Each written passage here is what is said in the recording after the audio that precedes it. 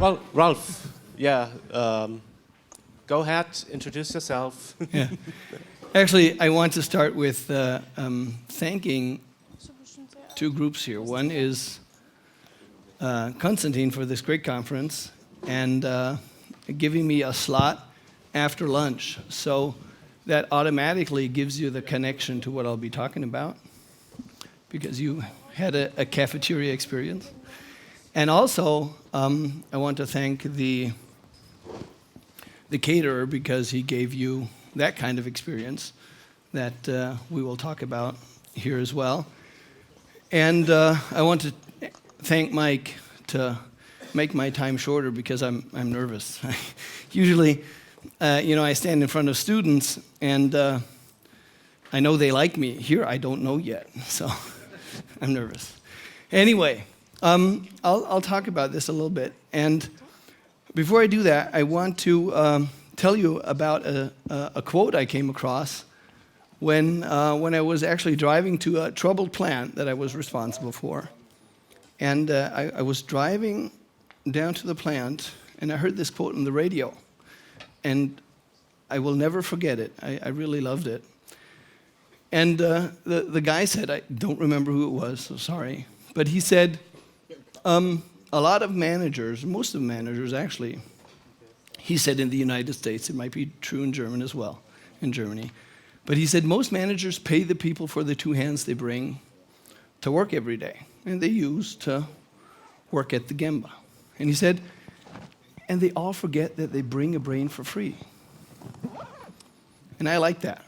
I really like that. So anyway, with that in mind, what I'm trying to bring across to my students, and this is one way that we do that, is to give the students at least the opportunity to understand that Lean is really a holistic management system and a philosophy to build and to lead a learning organization. That's what I believe it is. And the basis for that, of course, is a certain idea of man. You need to believe, and otherwise I don't think it's really going to work. You need to believe that people want to improve. They want to improve themselves. They want to grow. We just heard that. And fortunately, we know from brain researchers that that's actually the case. I've never come across an employee who got up in the morning and said, I'm going to make my life's environment hell today. I've not come across that person. They all want to improve. They want to have the next day better than the last one. So anyway, this presentation is actually from students, and I want to mention these two guys because they did a fantastic job. We won't go through this too much. We'll just talk about what the Lean Cafeteria did and what opportunities the students had to learn. And the issue that we have, of course, at university is that the students hear what we say, but they don't really necessarily understand what we mean. We don't know if they do understand. And also, the students don't need the change experience because they haven't experienced the environment that we have when we're in the companies and the factories, because they don't know the old system. Basically, I found out that the students seem to be really fast learners, and I was wondering why that was. And I basically got down to the point that they have not experienced the old system. They're young, they're fresh. And also, of course, we can't go down to the shop floor to look and see. We can't go to the factory shop floor and take data, and we can also not go down there and figure out things. So during one class, and this was way at the beginning, I started this about 2.5 years ago, the students, I asked them what kind of problems they have. And they said, well, one of the biggest issues we have is the cafeteria. And so I asked them, well, would you like to improve that situation? And of course they did. So the starting point was, just so you get an idea, students and professors had a 30-minute break, and 20 minutes of that break, they had to wait. I had a similar situation this lunch break.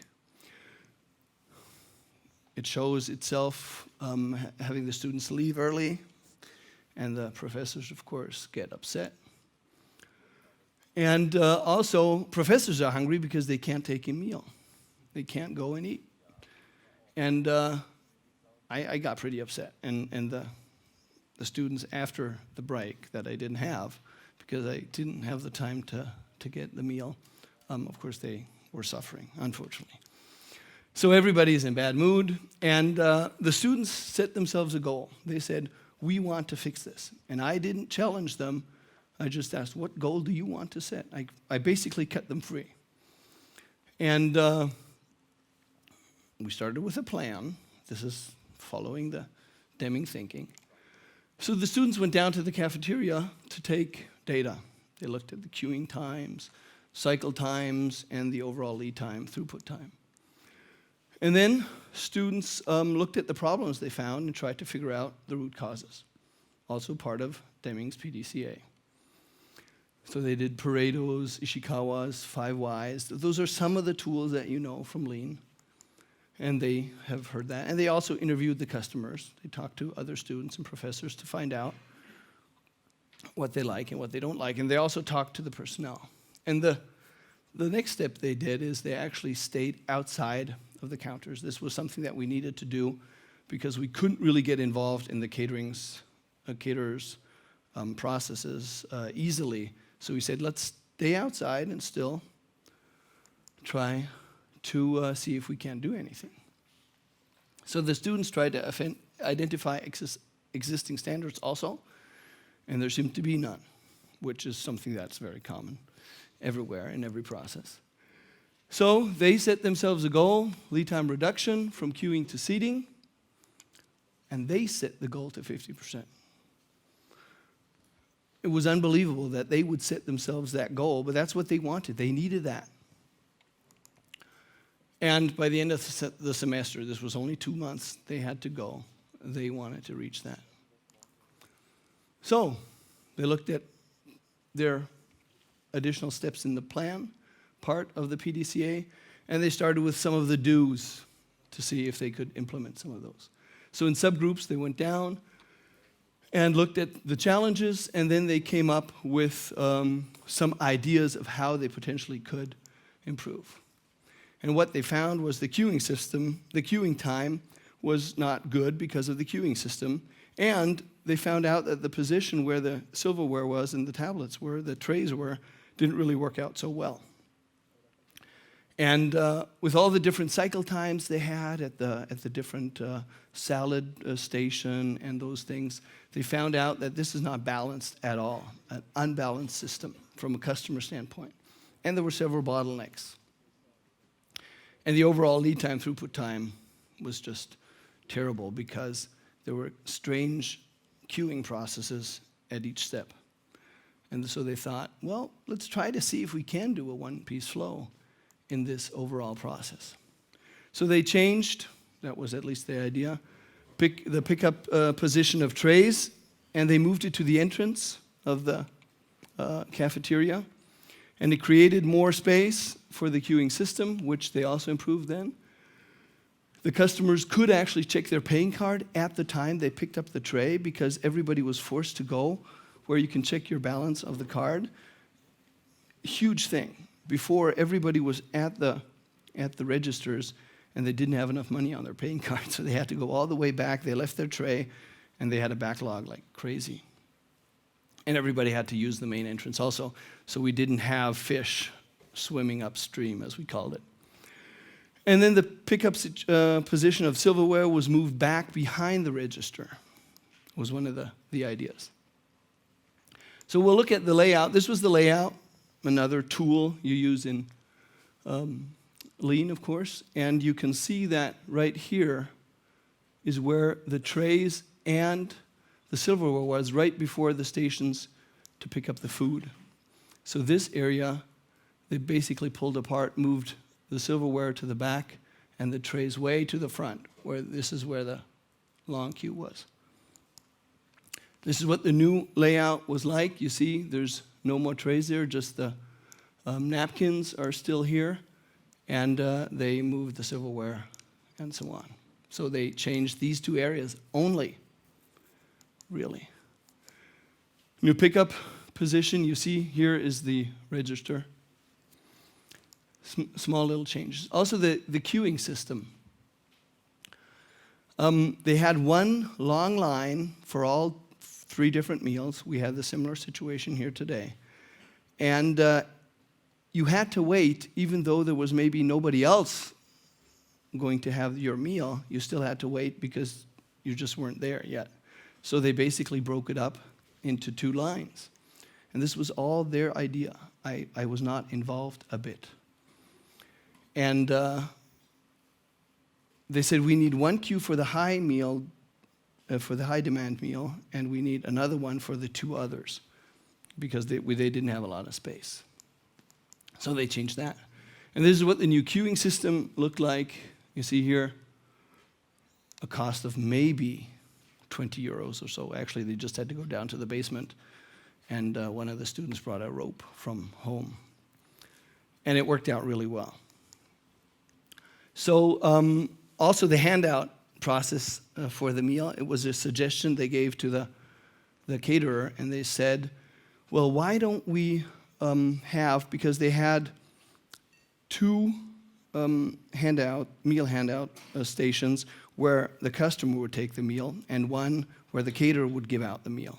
And the caterer was much faster than every single person themselves. So they said, let's put always, whatever it is, whenever there's a high runner, and they know what the high runner is, really, the caterer knows which meal is most preferred, that will always move to station 1, and we will hand that out. And if somebody wants one of the low runners, then they can pick it themselves and take the food onto their plate. So they did that. And it worked out really well. The visualization of the meal, something that we had suggested so the people could decide before. And I don't know if you noticed, but the person before you in the line didn't make a decision what they wanted until they saw the meal. Something that's very, very, very annoying. Of course, I do the same thing. But we suggested that there's some kind of a visualization. You might know in restaurants in Japan you have that. It was turned down because of, I don't know, 50 euros cost or something. It didn't happen, but it was a good idea. The old queuing system in front of the register. So once you had your meal, you then had to go to pay for it, and it was actually no queuing system at all. Everybody's just jammed up in front of the registers.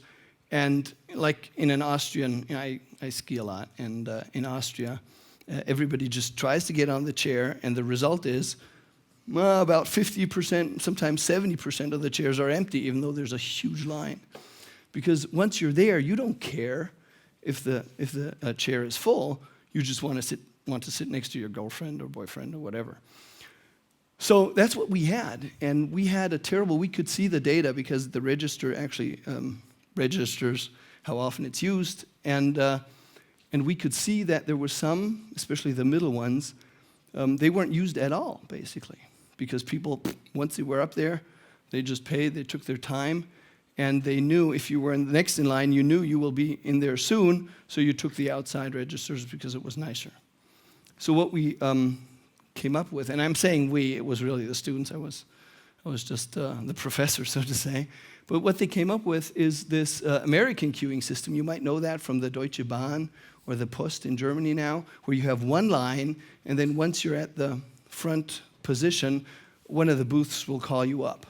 So you have basically a separation. It's called the American queuing system, and it's actually proven by real data and several studies, scientific studies, that it's much fairer, so the people prefer that actually. And it's also faster, about 30% more efficient. So the students came up with that, and it's basically just 2 V-shaped guiding straps. This is what they did. They put up two of these guiding straps, and no cost to that. It's really easy. So that's what they did. And then here's the PDC, the check. They checked what they did. And they found out that on Monday there's 2 breaks for half an hour.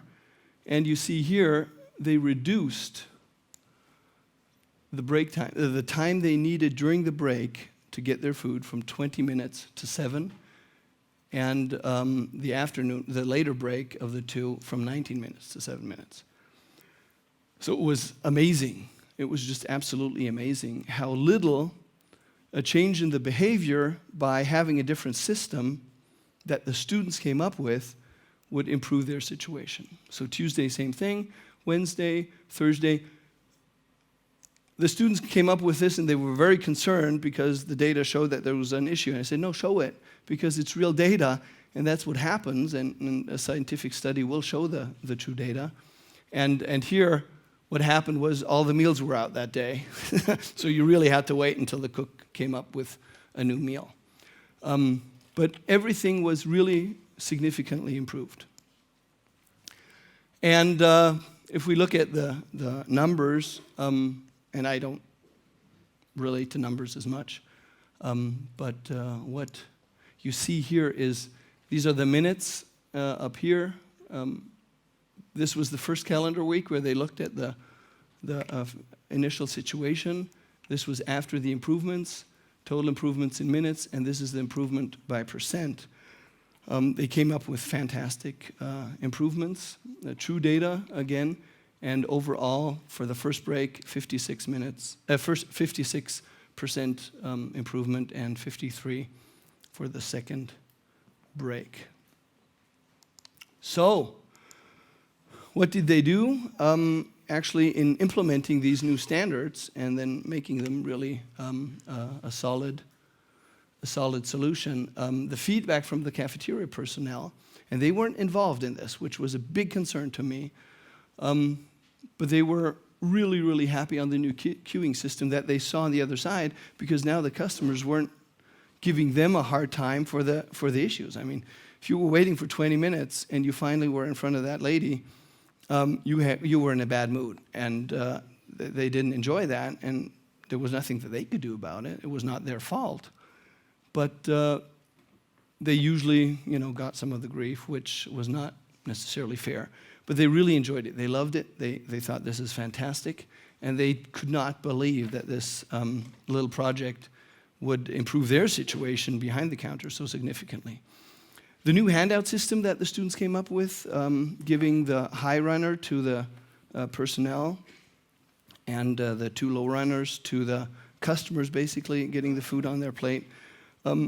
The day it was mentioned by the students to the personnel, they implemented it. They went right back down and said, this is great, we're going to do that. It makes a lot of sense. So that was also very positive feedback. The new tray and silverware position did need some training or practice or whatever you want to call it, because, of course, the customers used to walk into the cafeteria through different entries, and now they always had to go to the front. So basically, the customers needed to be trained a little bit, which were the students themselves, of course, also. And the lead time overall was reduced by more than 53%. So that is actually also very positive feedback. Also, of course, when they asked the customers, the students, and the professors, they were very, very, very happy. So the new standards were established. Actually, they're not new. Those were the first standards that were ever established and implemented permanently. And the interesting thing was the students really learned how much fun this can be, how easy it actually is. They did this all in their free time. They did not do this during the class. And they were very self-motivated just by the fact that they were able and allowed to improve their situation right there. They were allowed to do all the decision-making, and it was not necessarily anybody else. They were totally involved because they were the drivers, really. I was just in the background waiting to see what happened. Didn't have to do much. And now, of course, the students and also my colleagues, the professors, are very happy because classes start in time, and students don't leave early. It's sometimes somewhat annoying when people leave early. And one more feedback here was that, and this really touches my heart, they gave an interview and also a radio interview. And you have to know that one of the students who were sort of the project managers of these two, the one stutters really, really badly. And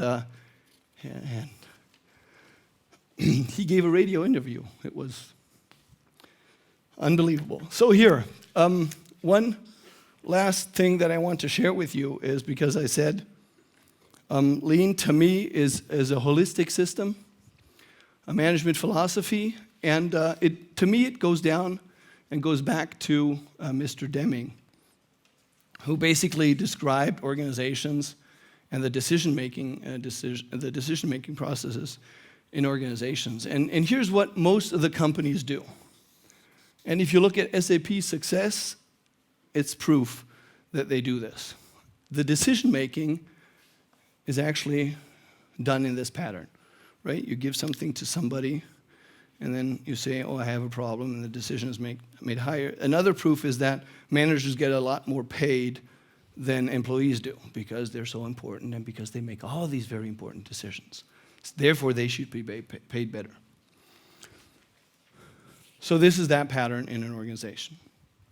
Mr. Deming actually suggested that the decision-making should be done like this. And that's where lean management started, if you ask me, because